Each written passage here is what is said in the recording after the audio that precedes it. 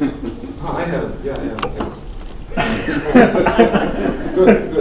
Good to know. Right, Reza, are you going to join me or not? Am I going to be alone here? So, thank you again for inviting me this year to give you a presentation. This year, I'm not going to talk about my company, which is something I did last year, even though it's absolutely amazing. Yes. You should all hire us.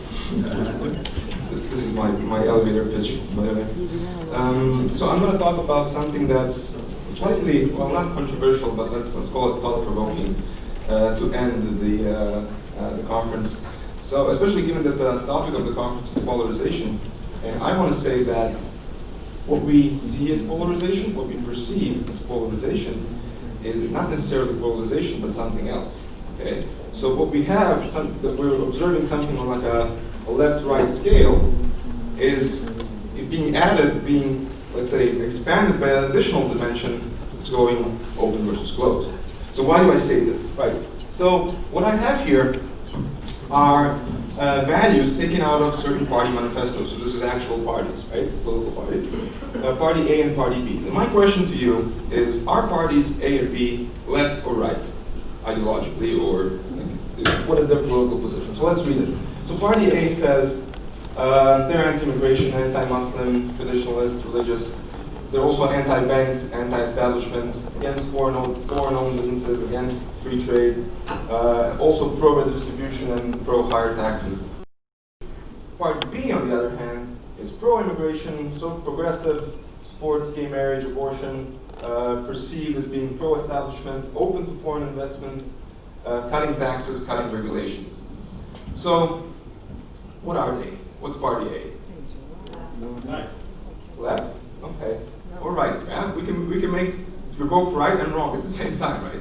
They're neither, essentially. So can you think of a few examples? So this is, again, taken from actual parties. What do you think would be, which party would be Party A? By the way, both of these parties are in power in their countries.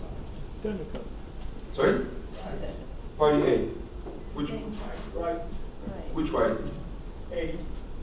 Sorry? No, like which political party is that? Like from Europe? Ah, I see. So, Party A is actually Law and Justice from Poland. Okay, they're currently in power. You have the same values written in Marine Le Pen's political program, exactly the same. Viktor Orban is also in power in Hungary, the same thing. Okay. Party B, on the other hand, is Macron. Okay, this is from his manifesto. But very similar stuff in Justin Trudeau in Canada, or the VVD party, the Liberals in Holland, also in power. So what we're noticing, like, okay, so before we try to unpack this a little bit further, just some history on it. So why do I think the term is coming to an end? Why do I think this unidimensional decline is coming to an end? Right, so the history of left and right, it was conceived, so to speak, during the French Revolution, almost 230 years ago, where you had the assembly, the supporters of the king were to the right, the supporters of the revolution were to the left.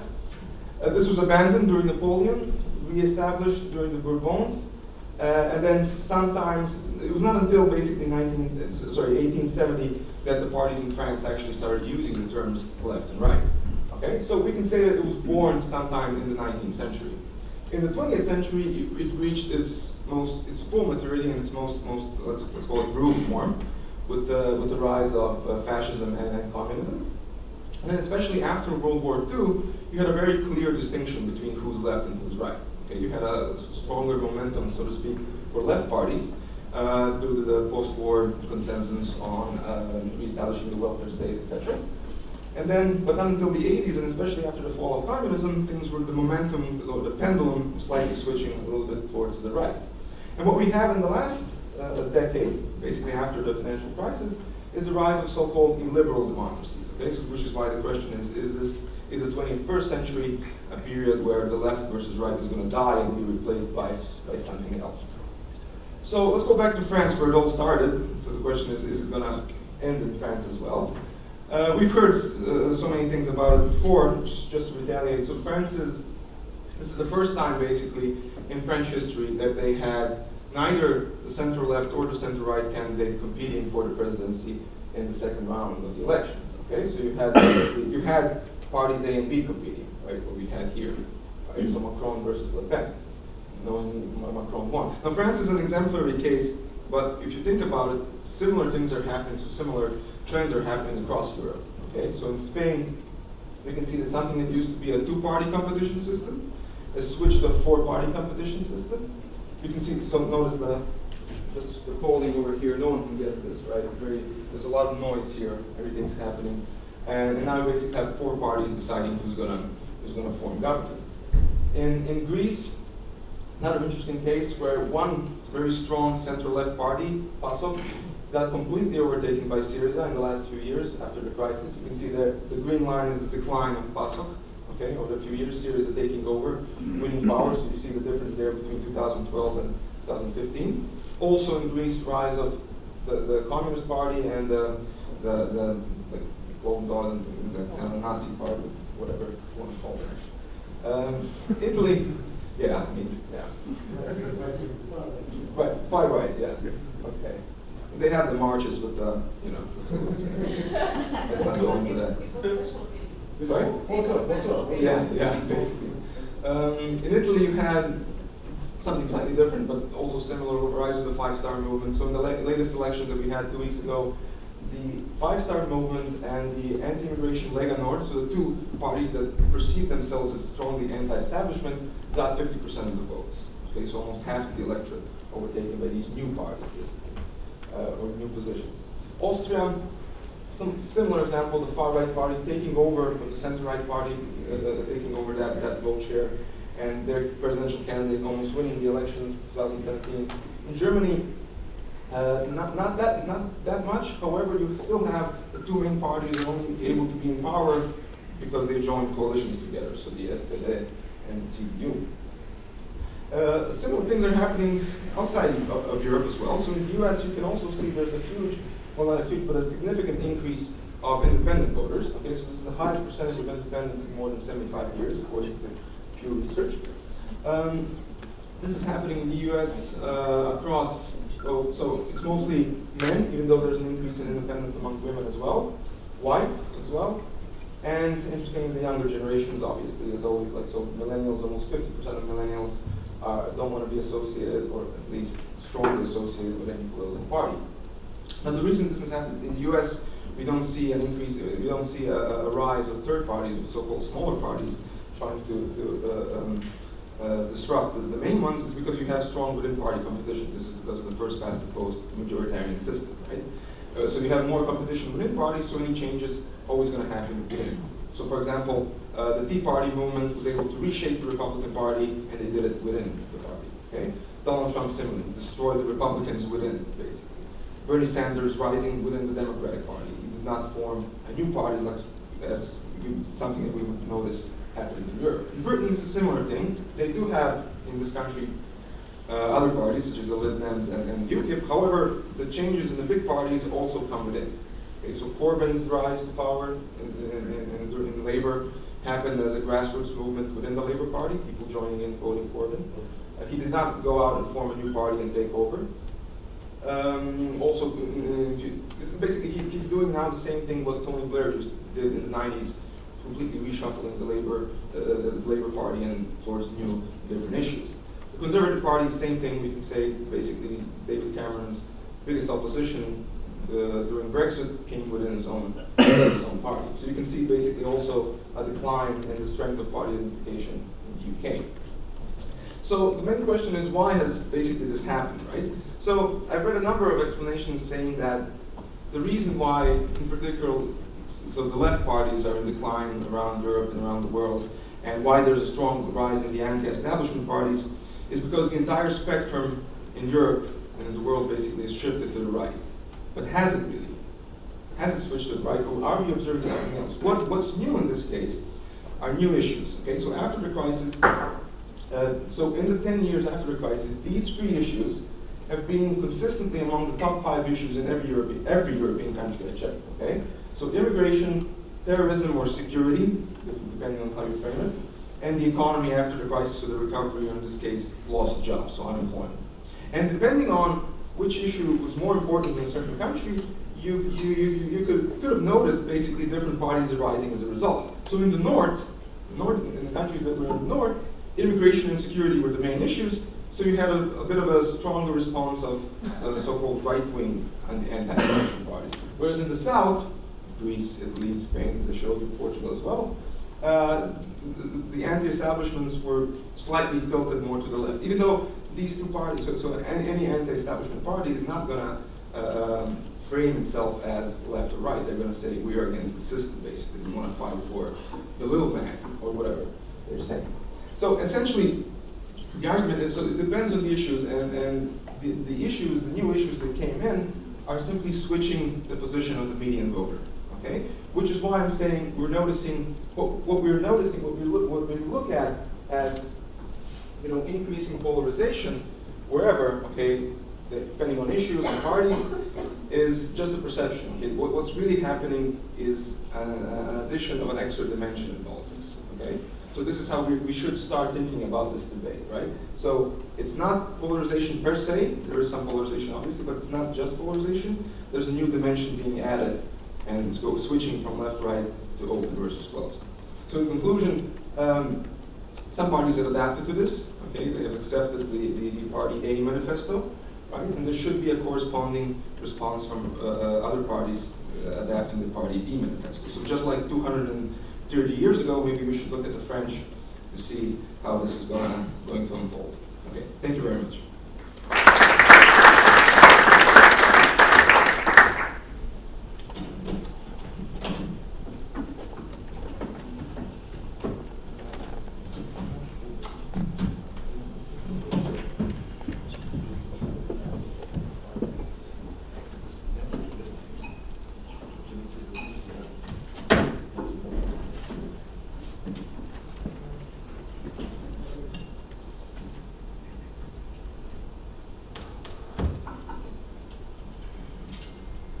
Reza, sorry, I'm afraid it does not work. Okay, just 1 second. First of all, make technology go. Shall I entertain you more? Well, I can dance or I can sing something. Any requests?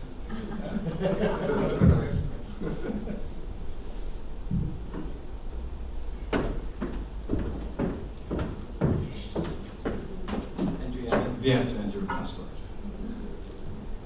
Just the key to victory. So.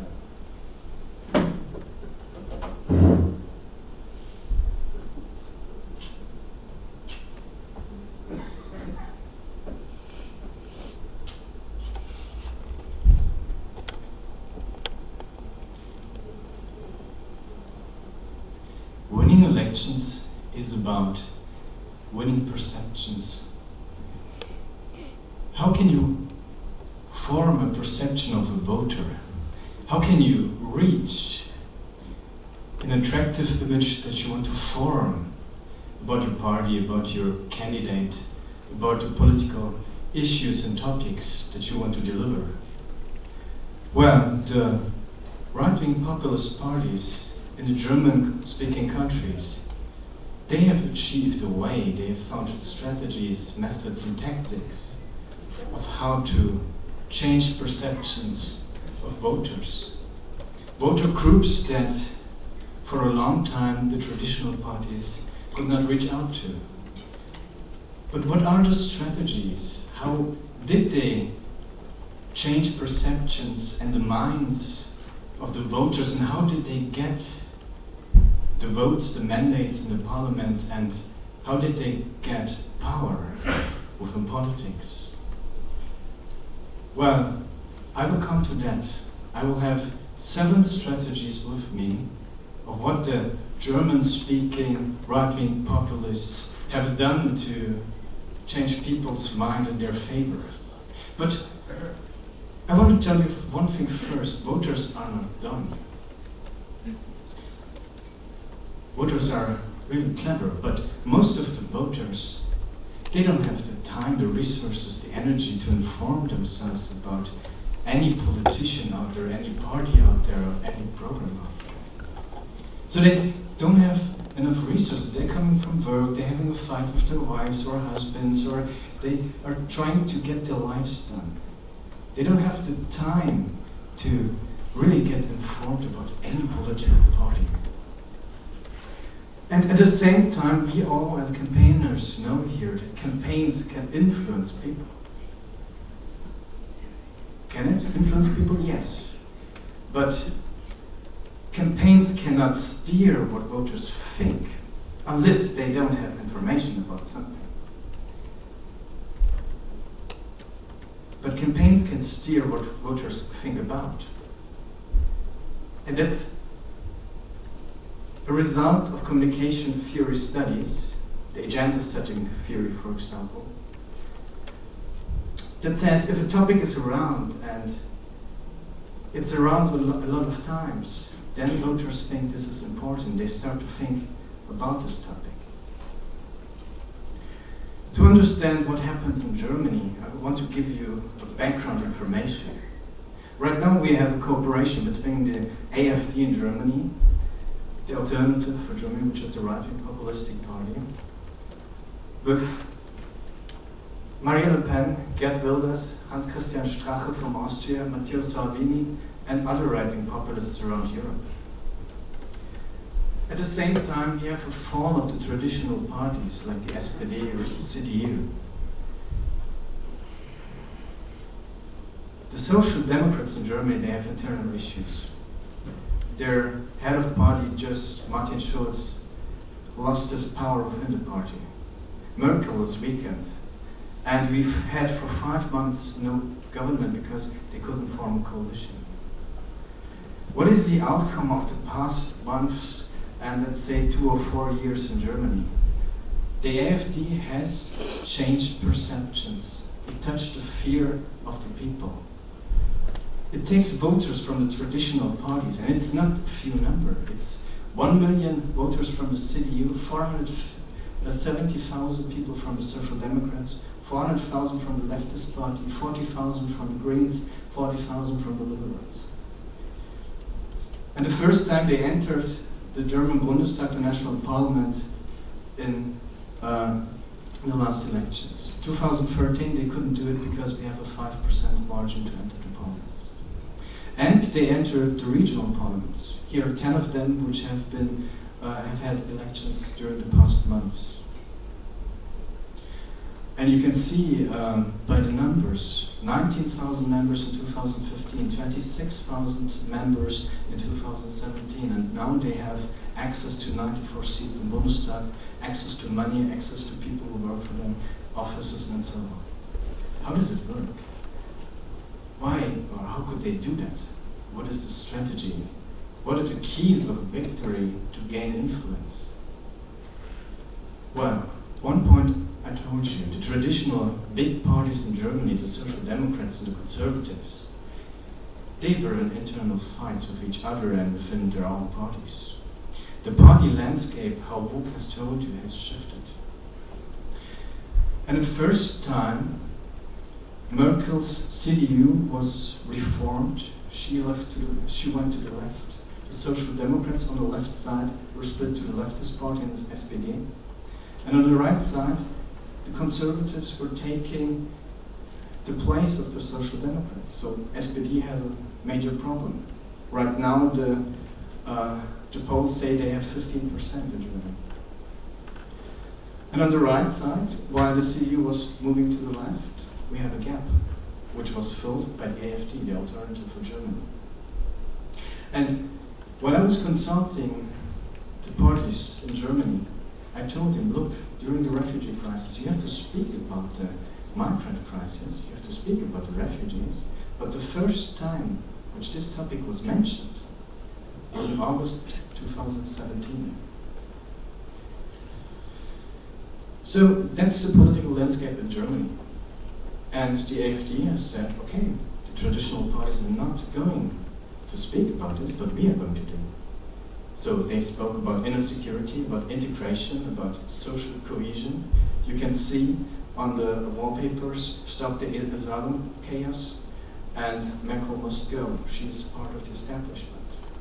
And there have been a lot of polls with AfD voters. Why do you vote for them? They are right-wing populists.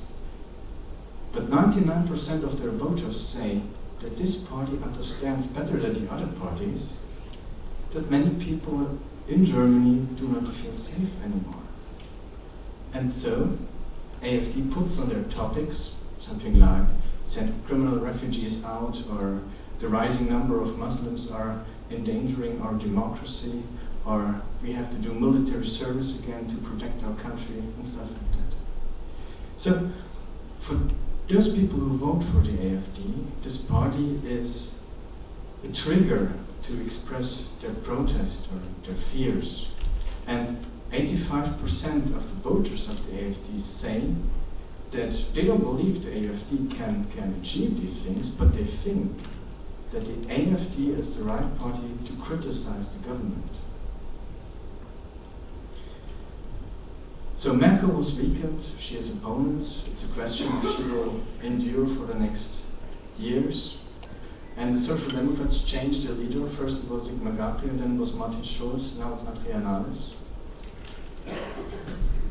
Same in Austria, we have had presidential elections, which was quite close. First round it was 50 to 49%, then it was 51 to 48%. So the Green candidate against the right-wing populist from the Freedom Party, and the Social Democrats and Conservatives, they were pushed out of the race.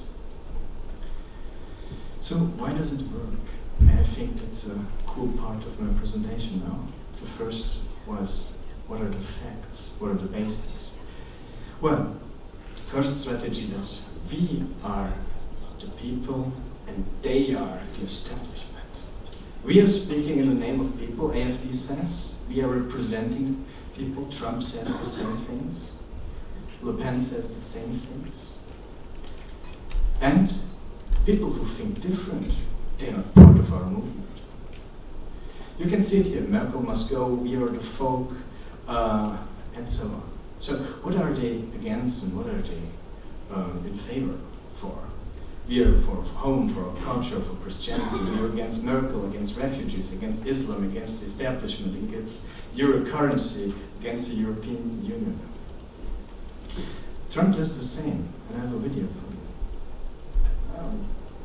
Some sound. So, I think, just 1 second.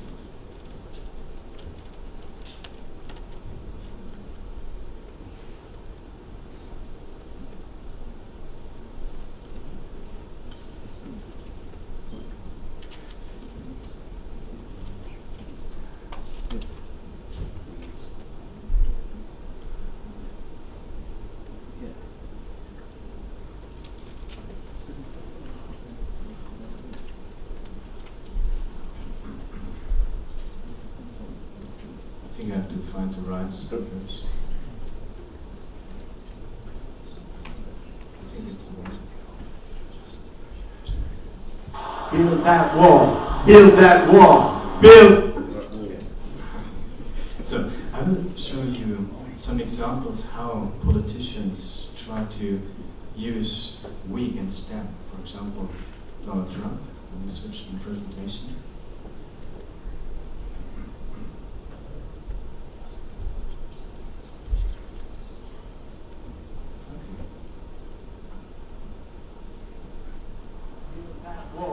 Build that wall. Build that wall. Build that wall. Build that wall. Build that wall. We against Mexico. Build that wall.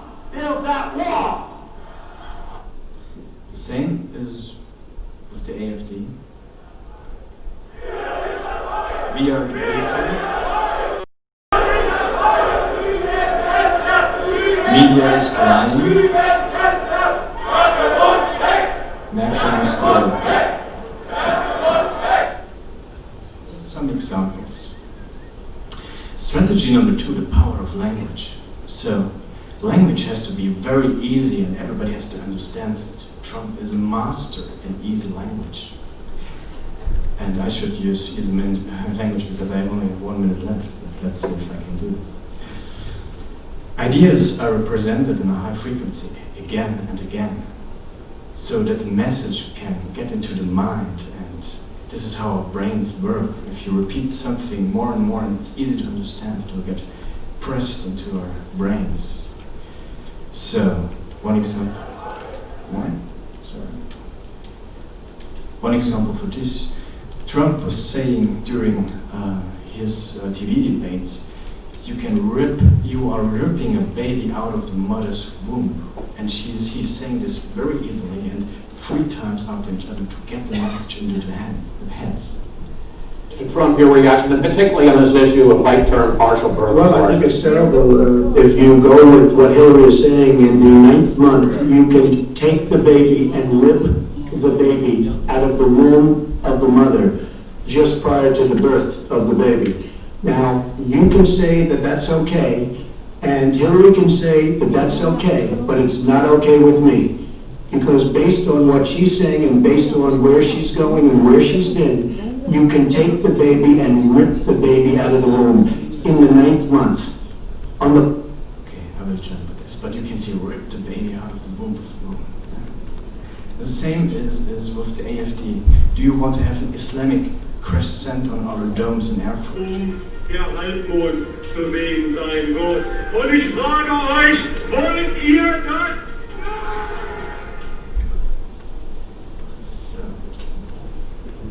Strategy number 3, fear of foreign infiltration. Our home country is going to be lost, our culture is going to be lost, we'll lose our existence. We fear everything that's new, that we don't know, which is extraordinary. We perceive it as a danger.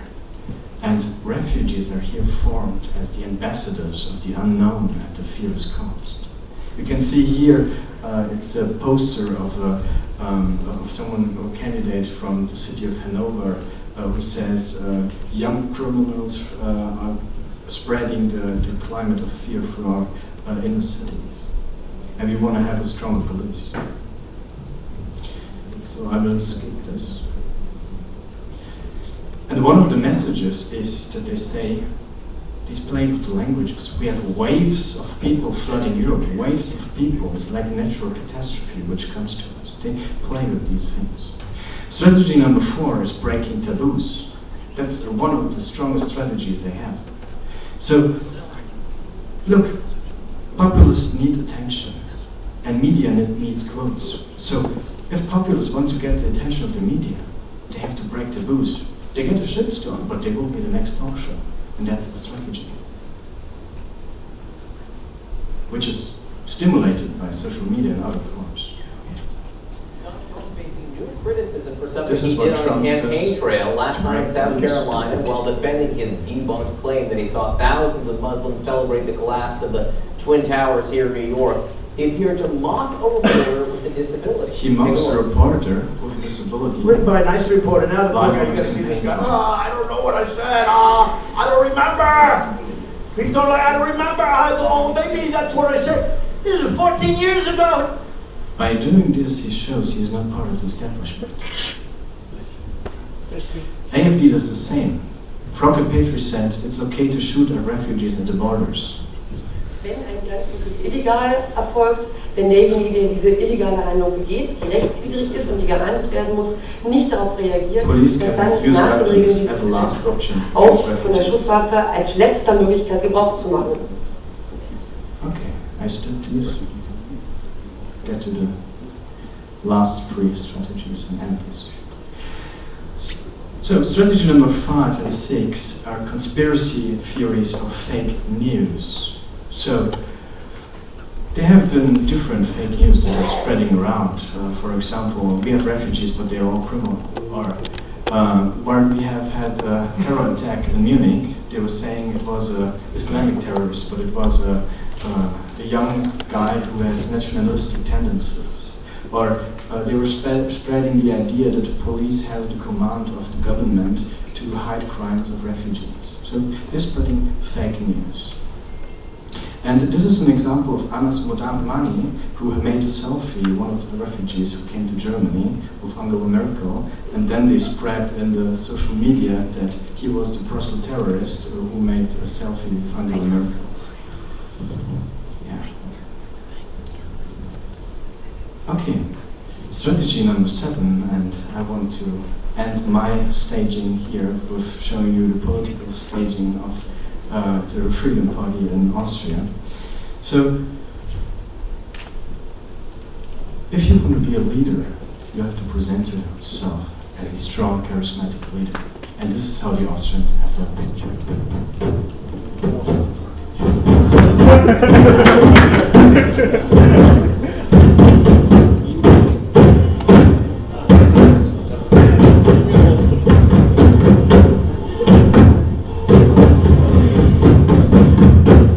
And it ended like this.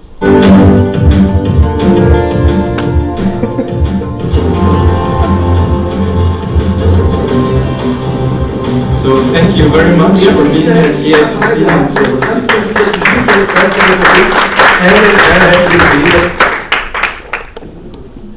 Well, thank you to every speaker. We had 53, if it felt like 153. So we have sped through 19 sessions, 21 countries represented, many speakers, many of you in the audience hanging in there in these last 2 days. So I really appreciate your time and involvement in this. I want to give a special thanks to Capital Media, the company that is organizing this event. Without their staff and support and expertise, it would not be possible. Please give them a hand. Everything has gone incredibly smoothly because of them, so we appreciate their professionalism, and EAPC's really honored to be able to work with them. I would like to just give a moment to Necati Özkan, who is our former EAPC president, and just to highlight, yes, a little bit of what's coming up in a few hours. So Necati, please join us.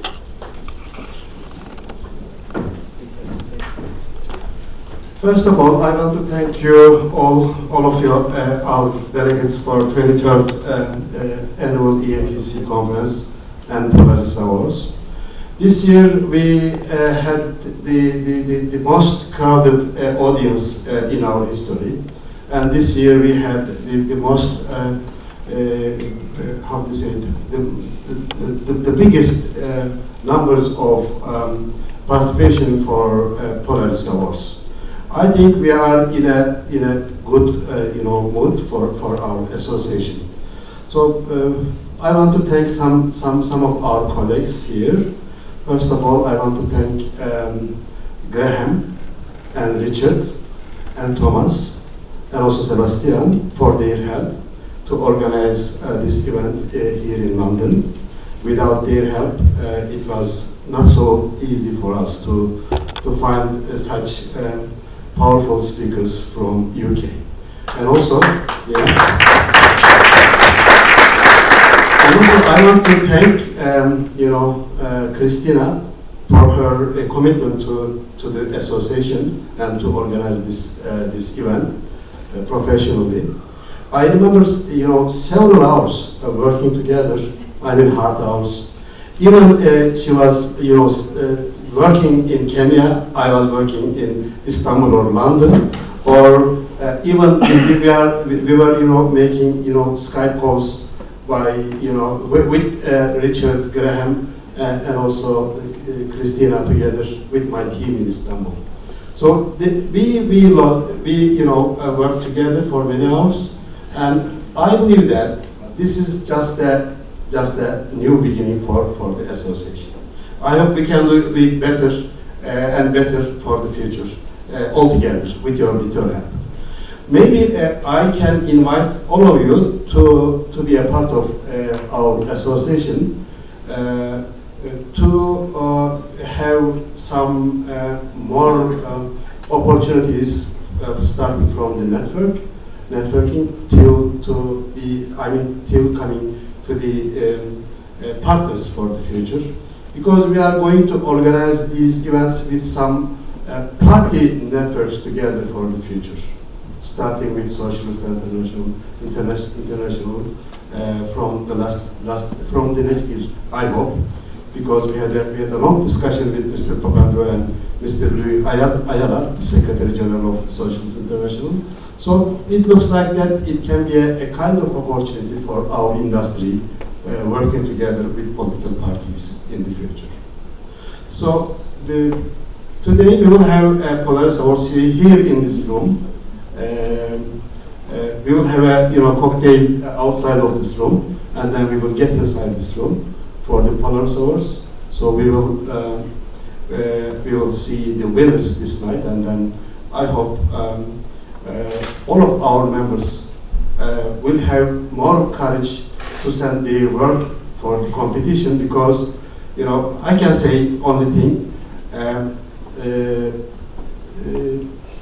American companies, Latin American companies, and some other companies have more courage than European countries. So please send your work for the next year's competition, then you will.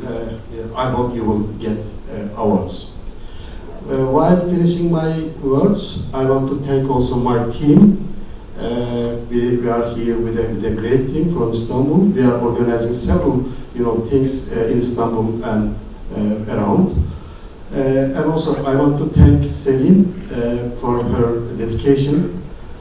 She is my daughter, and she's my new power. Thank you, guys. Thank you.